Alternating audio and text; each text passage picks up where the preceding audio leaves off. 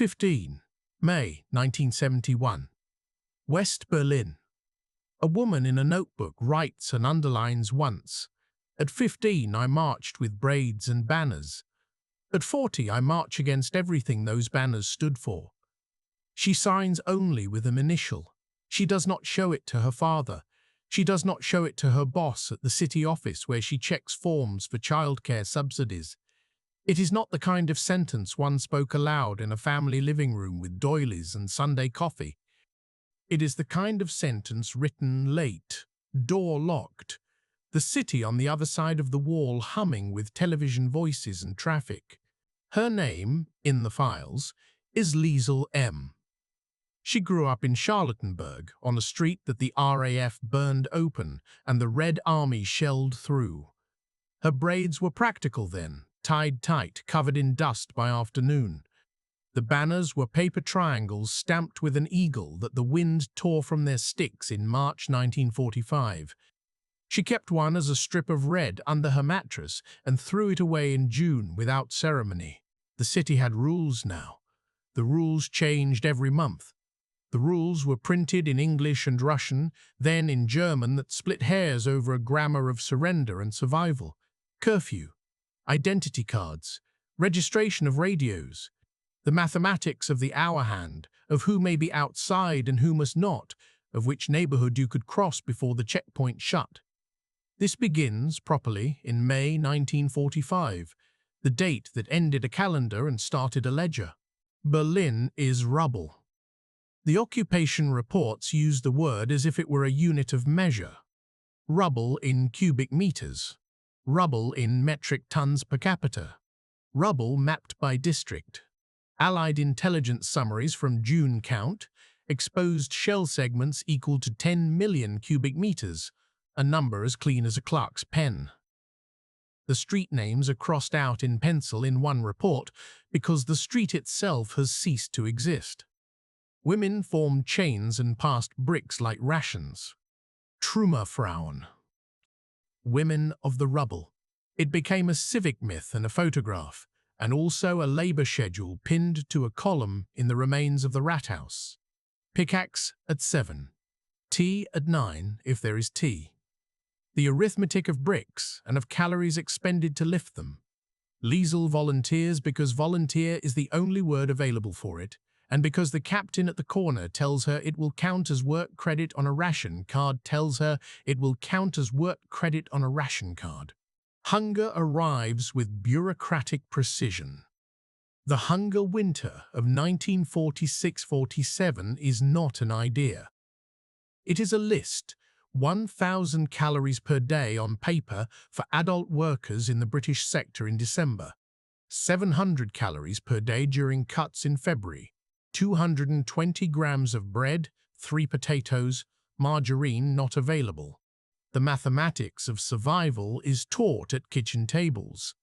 If you have 30 cigarettes, you can trade for 2 kilograms of flour and 1 ham bone. If you have an extra blanket, you can swap with the farmer who came in on a bicycle from Brandenburg. If you have a bottle of schnapps, you can buy a pound of butter, which can be turned into 20 cigarettes, which can be turned into shoes. The Reichsmark is dead. Lucky strikes are currency. A loaf of bread is 10 cigarettes. Bravery is being willing to ask. Occupation reports note the black market as if it were weather. Business brisk near Potsdamer Platz, items are rationed consumer goods and meat. Americans crouch at the edge of photographs with cigarettes held like chalk, drawing lines of exchange in the air.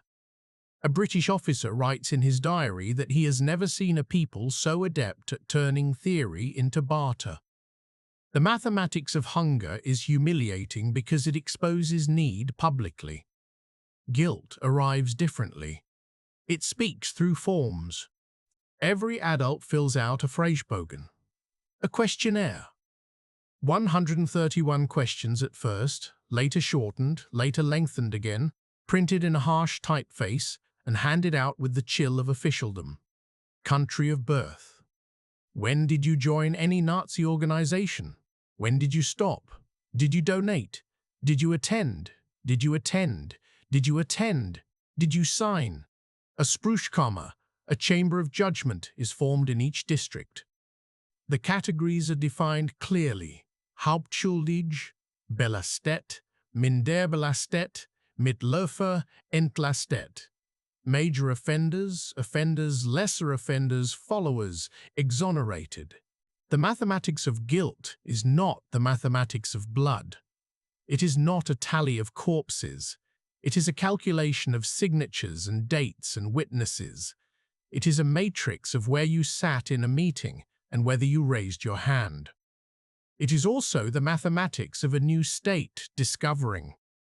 It needs old functionaries more than it needs a perfect moral ledger.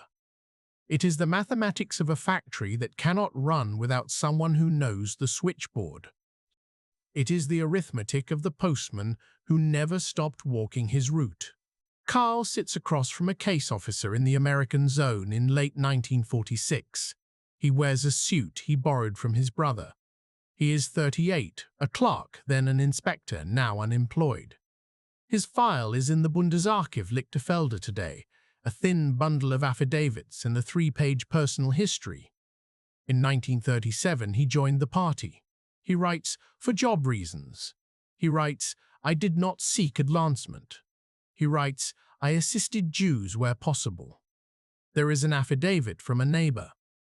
There is a denial from a former subordinate who remembers Carl's desk and the signs that went out with his signature. The signs told shopkeepers to mark their windows with stars. The Spruchkammer, file No. 2347, District Charlottenburg, rules Mittelhofer. Follower. He is fined. He is forbidden supervisory roles for 2 years. He is given permission to work in the city housing office starting in 1948, under supervision. The mathematics of guilt and of amnesty. If all are sinful, then none can build. If none can build, the ruins remain. Count the days, count the bricks, count the calories again. Liesel hears the verdict at home. Her father reads it. He is also Mittelhofer. He keeps the paper in a drawer under a tablecloth.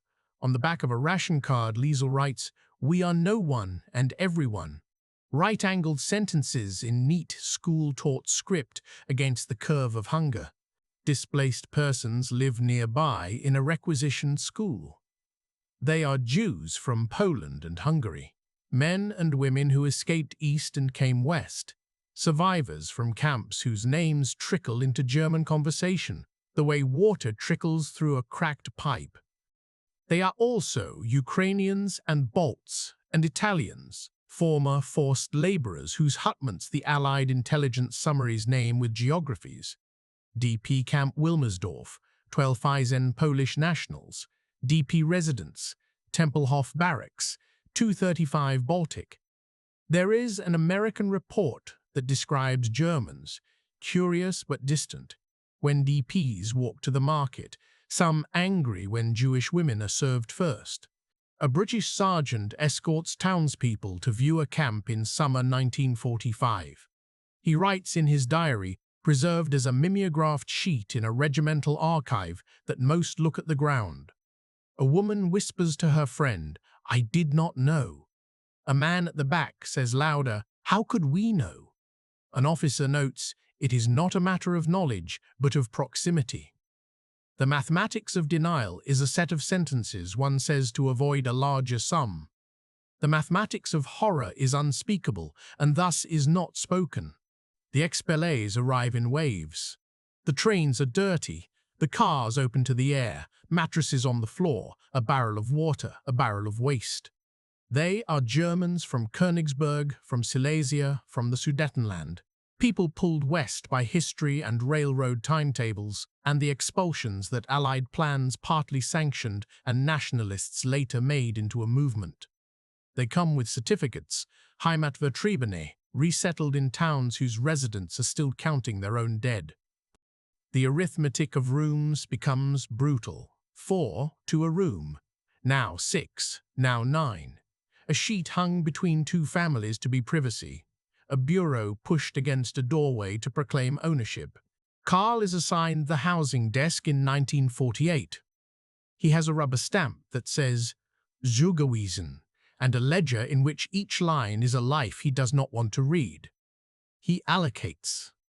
He listens to mothers and to men who came back from Soviet camps in 1949 carrying letters from friends who did not. He stamps forms for refugees who place documents on his desk with hands that have not been warm in weeks. He is accused of favoritism by a local party man in 1950 who writes, Karl SS. Consistently allocates rooms to Catholics from Silesia to my neighbor's detriment. The accusation is filed and dismissed. The need itself grows by month. The mathematics of rooms is simple and cruel. 10 applicants, 1 room. The currency reform strikes like a new name. 20. June 1948. West Germans receive 40 Deutsche Mark per person. Overnight, shop windows fill. Nothing has been physically made. Yet something changes, trust, or the narrative of trust. There is a photograph of a queue that looks like faith. Marshall Plan shipments arrive labeled with block letters. Wheat, powdered milk, machines wrapped in paper like Christmas gifts for a country that has not celebrated Christmas without air raid sirens for 6 years. There are debates in Bundestag committees about whether to acknowledge the scale in speeches. There are celebrations and pamphlets that avoid the word American while thanking friendly nations. The city office where Karl works receives new desks. The grey ones are replaced by beige. The pencils are sharp. The heater works sometimes. He stays late to update the registry cards because this rebuilding at least follows rules. He is good at rules. They make his head quiet. He writes to his brother that democracy is the same as Form number 12b, except you can argue before you submit it. He counts that as a victory. School begins again. Liesel, who finishes gymnasium slowly because the building itself has to be rebuilt 3 times and because her family cannot always pay, learns a textbook that uses words like dark period to talk about 1933-45. The dead are counted as losses and as chapters. The bombing of Dresden is described as a cultural tragedy, as if culture was destroyed but not people. Photographs show rubble that could be any city. The section on persecution is thin. In an oral history taken in the 1990s, she remembers the teacher putting a hand on a page and saying, "We do not talk about this." The mathematics of memory is a curriculum. There are commemorations, Volkstrauertag, wreaths carried to the memorial, speeches made in sentences that avoid direct objects. "We mourn the dead of war and violence," says the mayor in 1952. "We pledge never again." He does not name. Names are always specific. Specifics are the enemy of general mourning. The arithmetic of public grief is subtraction without showing work. In the American zone, there are still interrogations.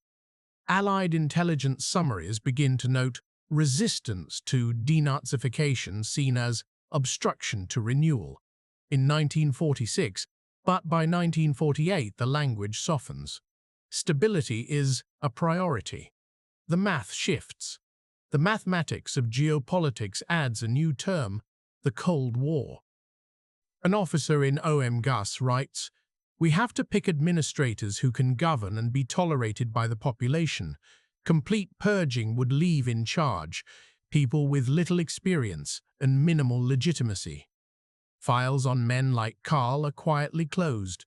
Files on men unlike him, men with so much blood under their signatures that even stability cannot wash it, are handed to new prosecutors whose desks are too clean.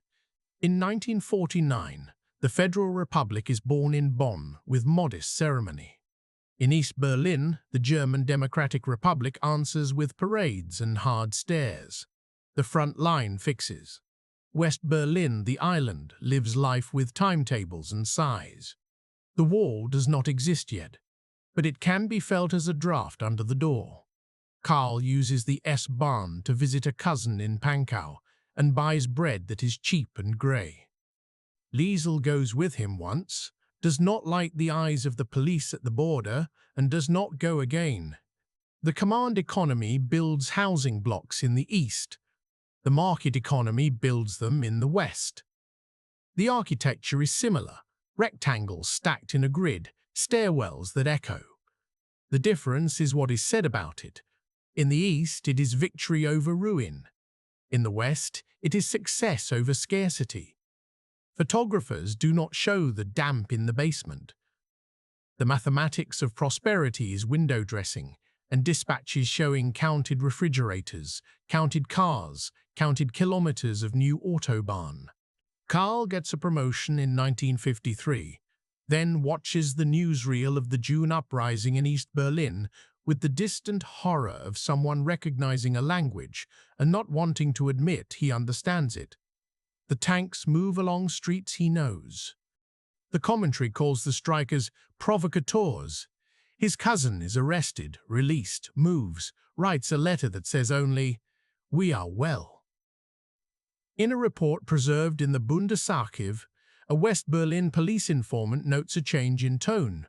More hostility to East, less interest in politics. The mathematics of fear adds silence as a constant. The Wirtschaftswunder, the economic miracle, is also a miracle of forgetting. Volkswagen workers buy Volkswagens. Families on Sundays eat cake again. Liesel works at a department store selling stockings and sends remittances to her aunt in Kassel. Her hair is short now. She marries quickly because everyone is marrying. The wedding is held in a church that smells of paint. The photographs show smiling faces in front of rubble pushed to the sides of the frame. School books in the 1950s improve in tone but not in content. The Federal Ministry of Education convenes committees. Their minutes speak a language of compromise. We must present balanced narratives. The balance is this: bombings weighed against atrocities, expulsions weighted against camps, the Kriegsgefangene in Soviet captivity set against figures from the East. The result is not balance. It is a wash of numbers. In a 1957 survey, 48% of respondents say Germans suffered most in the war, 20% say Jews suffered most, the rest declined to answer. The arithmetic of self-pity accrues interest. Karl's office receives a new sealing stamp with the Black Eagle of the Federal Republic. Nothing like the old eagle except that it is an eagle, and you can feel the muscle memory in his hand when he presses it down. He files paperwork to allocate apartments in new developments named with hopeful nouns: Sunshine Meadow, Oak Grove. He walks through corridors in 1958 counting doors and thinks, absurdly, of the 131 questions in the Fragebogen, all those boxes to tick. He wants to be a good person. He wants to be a good administrator. He is not sure which is asked of him. Contact with victims is intermittent and uneasy. In 1959, a Jewish man returns to Berlin from Israel to testify in a case. He is shown round by a municipal liaison who is polite and does not ask questions. He writes in a letter to a cousin, later collected in an oral history project, "The city looks different. The people never looked at me." In the same year, a plaque is placed on a wall with names. Flowers are placed beneath it. A woman in a fur coat stands for a long time and touches the stone. No one speaks to her. Then the 1960s crack the plaster. Auschwitz trials begin in Frankfurt, December 1963. Testimonio is the new arithmetic. Witness statements are counted differently. The news shock is less about the crimes. The crimes were visible to those who chose to see, than about the tone, young prosecutors, careful questions, a vocabulary of ruin finally spoken with the verbs in active voice.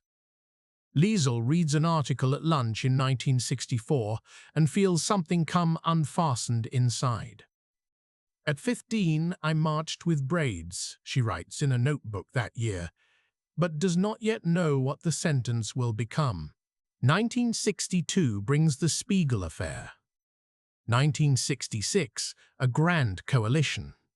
1967, the shot that kills Benno Ohnesorg in West Berlin, a student demonstration turned funeral. 1968, the emergency laws pass.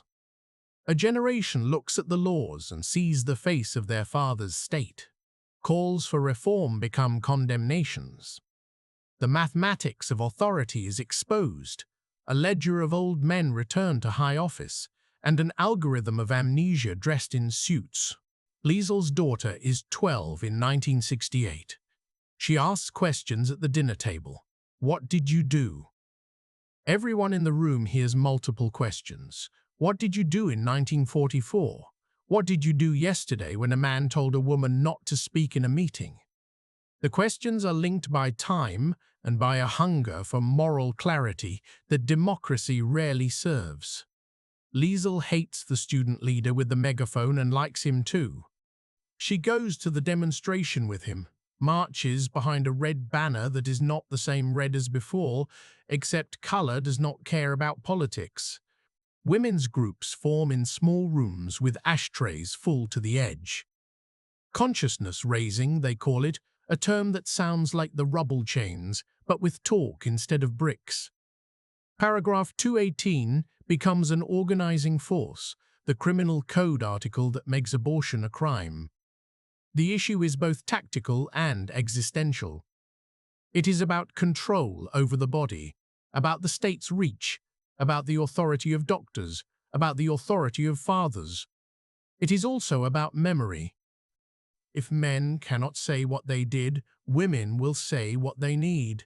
June 1971, Stern magazine prints a cover, Wir haben abgetrieben. We have had abortions. Women sign with their names. They make themselves into a statistic that can speak. It is dangerous. The criminal code has yet to change. Liesel does not put her full name, but she marches. She marches with friends from a consciousness group and with girls half her age and with mothers older than herself, who carry shopping bags and look afraid and look proud. Her line in her notebook is not for the posters, it is for herself, a ledger entry in the mathematics of her moral life. At 15, I marched with braids and banners. At 40, I march against everything those banners stood for. She writes more. I remember the feeling of being chosen. It is the same feeling now, and that frightens me. So I hold the feeling in suspicion while my feet keep moving. The Cold War is a domestic architecture. It builds borders and habits. It builds excuses. It gives gifts. Jobs, safety that have to be paid for with silence. West Berliners line up at Christmas to visit East family. The wall is a simple arithmetic. You can go if you are old, or if you have permits, or if you accept the queue as life. East German newspapers call the West fascist. West German politicians call the East totalitarian. The words travel easily because they are clean. The histories underneath are dirty. They do not want to be washed. Occupation reports become diplomatic cables. Spruchkammer files go to municipal archives and to attics, then to basements, then to the Bundesarchiv. The phrase, just following orders, shrinks in public respectability, but not to nothing. In the 1970s, a young teacher shows a documentary about Dachau to his class, and a boy raises a hand and asks, "Is this true?" There is a silence. Then another boy says, "My grandfather was there." The mathematics of inheritance, of names spelled the same way in black letters on white pages, cannot be solved by reframing variables. We return to the beginning, not because the story is circular, but because the point of return is a choice. 15. May 1971, West Berlin. The woman with short hair and a notebook stops writing because someone knocks on the door. She hides the book under clothes. It is not the Gestapo. It is not the Abteilung. It is her daughter, who wants to borrow a scarf. The knock is a minor sound in a safe state. The hiding is an old reflex. The mathematics of fear is learned in childhood and does not retire. The woman's entries for 1971 become more ambitious. She lists names of ministers from the Nazi period who returned as judges, as professors, as mayors. She has cut them from newspapers. She tapes them to the page. She writes facts next to them, birth years, party membership numbers, dates of re-entry into public life. She writes the words, "Our democracy rests on bargains," and then writes them again, as if repetition can make them tolerable. Carl's part is quieter. He continues to work at the housing office until 1974, a 3-decade career in rooms and files. His marriage holds. He walks to work. He watches news with the sound low and nods at lines he likes. He is not a bad man. He is not a heroic man. He has done small harm and small good. His notebooks are boring. They are inventories of tasks done and letters answered. They also hold a few pages he does not show anyone. In 1969 he writes, "I sat this afternoon with Herr B, who was an official in 40, and who now asks for special consideration for his son. He brought cigarettes as if it were still 47. I did not refuse them. I am ashamed." Then, a week later, we issued 63 decisions today, 3 appeals. One woman cried, "I can count my decisions and I can count tears, but I cannot find a formula that makes one correct the other." The mathematics of guilt is revisited by the media in cycles. Each documentary is an event. Each event is a wave that breaks and recedes. Each time, people in the street are asked what they think, and the answers range from "again" to "finally." Liesel watches them and wants to scream because nothing has to be new to be true. She goes to a lecture by a woman from Vilnius who speaks in German about the war and after. The woman says, "We lived in a DP camp near Hanover. Germans passed. They brought milk and bread and sometimes a coat. The same Germans did not want to hear our stories." Liesel writes the words in her notebook. She writes, "Bless them, the milk, the coat. Condemn them, the not hearing. How to balance. Again the arithmetic. Again the refusal of a tidy sum." Carl visits a former neighbor in 1970, a man who spent 8 years in Soviet labor camps and came home with a weariness that sits like a coat he cannot take off. He says, "Over soup, I was innocent." Carl hears the implied continuation, "Therefore I deserve." He wants to reply, "We all are innocent somewhere, guilty elsewhere," but is a man who chooses sentences that do not lead to arguments. He nods, finishes the soup, thanks the wife, leaves. In his notebook, he records the visit with single words: soup, coat, silence. Denazification files list millions, 3.6 million questionnaires in the American zone alone. The numbers become their own defense. If so many were investigated, the thinking goes, then surely justice was done. If justice was done, then surely we need not think. This is the wrong mathematics. It confuses effort with result. It equals the sum of sheets of paper with the sum of lives affected. It makes a museum of the archive and a mausoleum of the mind. Displaced persons' camps close. Expellee organizations become voting blocks. The politics of Heimat, of home and loss, shape coalitions. The arithmetic of elections uses percentages and seats. People like Carl and Liesel staff polling stations as volunteers. They count, they sign, they stamp. In these moments, they are citizens in a way that the past cannot contaminate because the act is simple and honest. One counts, one is counted. The arithmetic of democracy is the only mathematics that makes sense to men and women who have lived through systems that lied with numbers. In 1971, Liesel signs a petition against paragraph 218, and helps organize a meeting to discuss childcare in their housing block. Her speech notes are lists of needs. They read like ration cards, as if the old language is the only one that can be trusted to allocate scarce goods. We need a playground. We need hours that match work. We need not to be spoken over by men who think we are impatient girls. She is 40 and remembers her braids when she hears a man at the back call her Fräulein with a smirk. Her relationship to her father is a truce. They do not talk about 1933-45. They talk about rent. They talk about the price of butter. They talk about the neighbors. He dies in 1972, and in his papers she finds the old denazification notice. She reads it with the calm of a woman who balances budgets. It is not a surprise, it is a document.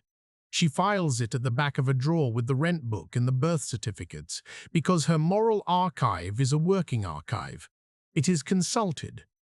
It is never closed. By now the city looks modern. Concrete that thought it was noble. Glass that believes itself transparent. The sirens are police and ambulances and fire, not bomb warnings. The trains are on time, except when they are not, and the reason is snow, not sabotage. The front line is elsewhere on maps and in cable messages and at summits. But the front line that matters is in kitchen conversations and in plans drafted at the city office. Carl retires in 1974. He receives a certificate with his name in black letters and a sum of money he knows to the mark. He spends his first free Monday writing in his notebook. The entry is short, "I will organize my papers." He removes old folders from the cupboard. He spreads them on his kitchen table. The sunlight through the window makes a bright rectangle on the wood. He puts the Spruchkammer notice on top. He puts the old party pin in its box. He puts the appeals he wrote on behalf of refugees beneath. He arranges them by year, 1937 to 1971. He looks. He does not move for an hour. He writes, "I have often thought the war ended twice. The first time in May 1945, when our superiors disappeared and we were told to stay home. The second time in June 1948, when the money changed and shop windows filled overnight and people walked differently in the street. Perhaps it ended a third time, when the students shouted at us in 1968. The mathematics of endings is unclear. I only know the war after the war was made of forms, and I filled them." He pauses, then adds, "I remember a day in 1949 when I told a woman from East Prussia that her family would have a room with a stove and a window. She cried and I did not. I remember a day in 1941 when I signed a paper authorizing the removal of a bench from the Jewish cemetery for materials repurposing. It is not the same, and yet it is the same. It is paper. It is my signature. I have no defense except to write it down. That does not absolve. That only records." He begins to list numbers. He lists the number of flats allocated. He lists the number of appeals. He lists the number of cigarettes he accepted as gifts in 1947. He lists the number of donated blankets he handed to mothers outside the office at 6 in the morning in February 1947, against orders. He lists the number of nights he did not sleep.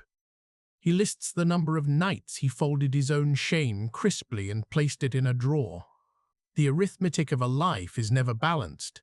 It notes inputs and outputs and then stares at an imbalance that must be carried forward each year.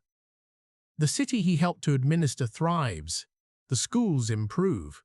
The memorials multiply. The textbooks change. The children ask sharper questions. The kitchen tables grow old under elbows that do not pound them. In autumn 1971, Liesel writes again. "At 15, I marched with braids and banners. At 40, I march against everything those banners stood for. But the cadence is the same. The discipline is the same. The longing to belong is the same. The mathematics of a person is constants and variables. I am learning which is which. My daughter will teach me. Her daughter writes an essay in school about the Auschwitz trials and how they changed public memory. The teacher writes in the margin, important to see the role of the courts. In the evening, at the table, Liesel tells her daughter about the Trümmerfrauen. She recounts the chain of hands. She recounts the lemon they shared between 12 women because it was sour, and that made them laugh. She does not tell the story about the day her mother did not send her to the rubble because there was a rumor about soldiers at the corner who looked without speaking. There are stories one does not tell a child, even if the child is forming a perfect grammar of remembrance. Allied files become German files. American abbreviations become German ones. OMGUS disappears, and the Bundesarchiv's call numbers reduce the past to boxes and folders. B. 112 2-Ranky 12, R 2008-9T. Historians pull them out and write potential new sentences. In their papers, they footnote. In their footnotes, they practice their own discipline of precise acknowledgements. There is elegance in the footnotes and harshness in the content. There is no reconciliation between style and substance except honesty. In 1972, Willy Brandt kneels in Warsaw.